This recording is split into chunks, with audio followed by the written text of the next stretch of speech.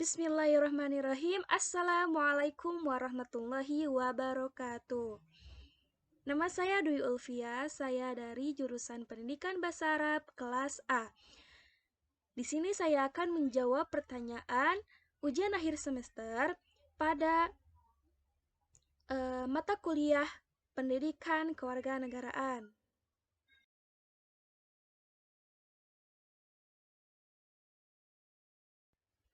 Bismillahirrahmanirrahim. Saya akan menjawab pertanyaan nomor 1, yaitu tentang keselarasan dan pertentangan antara HAM dan agama.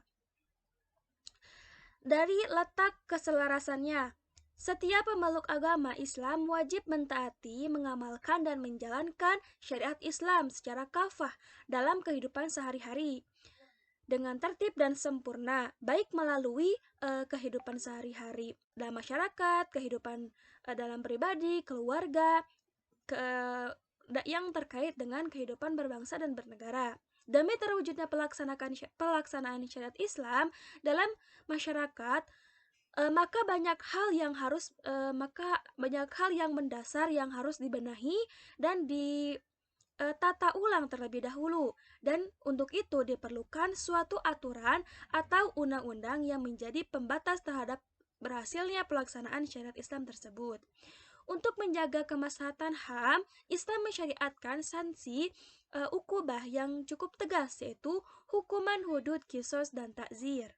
Kemudian dari letak pertentangan, memang sulit menyatukan hukum syariah dengan prinsip hak asasi manusia, khususnya ketika membahas tentang hak kebebasan perempuan, tapi bukan berarti itu tidak mungkin. Islam adalah agama yang malah memberikan wewenang kepada kaum perempuan yang itu tidak didapatkan saat Islam belum datang ke Jazirah Arab. Perempuan mendapatkan perlindungan saat pernikahan melalui kontrak pranikah. Dan itu tidak ada dalam prinsip hukum Islam, karena hukum Islam berada dalam dan berlaku tetap dan seterusnya. Dan lagi, HAM seringkali diinterpretasikan ke dalam bentuk hukum yang berbeda-beda dalam setiap negara, yang memang yang itu membuat jarak jauh antara Islam dan politik itu semakin jauh. Rasionalisasi penerapan nilai-nilai hak asasi manusia ini memang tergantung dan menyebabkan tersingkirnya nilai-nilai lain, termasuk nilai agama. Maka perlu adanya refleksi hak asasi manusia dalam kerangka berpikir yang Islami, sehingga nilai keduanya dapat disatukan.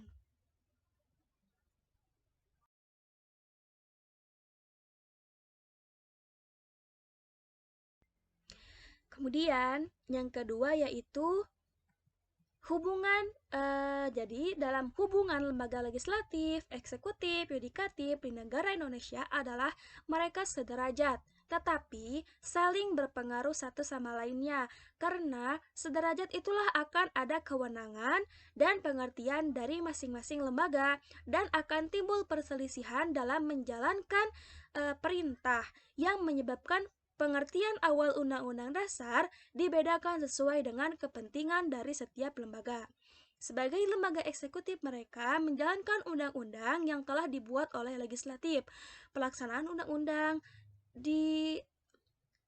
diawasi oleh legislatif, dan lembaga yudikatif yang mengontrol dari legislatif yang membuat undang-undang, karena cenderung kekuasaan partai sehingga harus ada yang mengontrol, yaitu lembaga yudikatif. Jadi hubungan lembaga legislatif, eksekutif, yudikatif sangat berpengaruh terhadap tujuan nasional.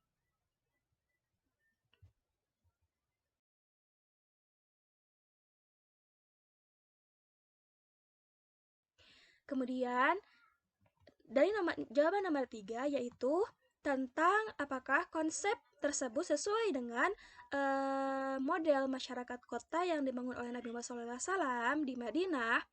Nah, Nabi Muhammad SAW membangun konsep negara Madinah pada tahun 622 Masehi. Konsepnya mengacu pada tamadun atau masyarakat yang berperadaban. Ajaran yang dibawa Nabi hakikatnya menegakkan nilai-nilai sosial seperti persamaan hak, persamaan derajat, kejujuran, dan keadilan. Tak hanya itu juga, Nabi terus berjuang merombak masyarakat jahiliyah menuju masyarakat yang beradab. Dan ada kemungkinan bahwasanya eh, konsep Dewan Raharja sesuai dengan Nabi Muhammad SAW dari sisi membangun peradabannya.